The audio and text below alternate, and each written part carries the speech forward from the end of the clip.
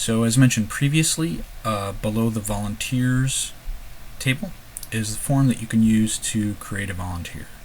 And this could be useful if for some reason it is more convenient for you to create a volunteer application for someone than it is for them to do it.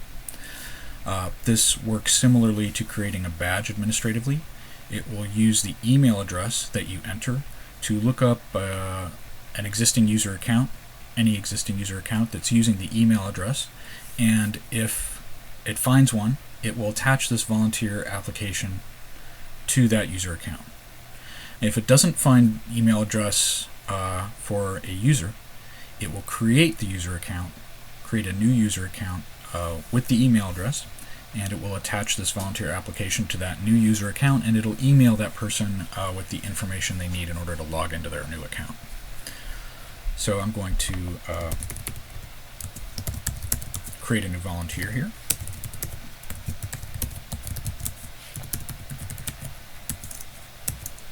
And what happens when you click on create is if it succeeds, it will take you to the view page for this new volunteer application. You don't get taken to the user account, just to the volunteer application view page.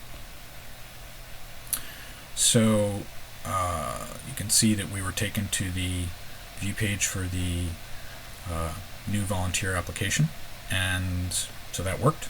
And we've already visited this page. There's nothing else to do here, so we're going to click on Done. And you can see that Betty is now in the list of volunteers. So there are a couple restrictions to adding volunteer applications. One is that you can't duplicate a name. So if I tried to create a record that is using Joe User's name, and we already have a Joe User as a volunteer for this convention, and I try to create another Joe User volunteer for this convention, it'll give you an error message that that name is already in use. This also applies to email addresses. Can't duplicate the email addresses.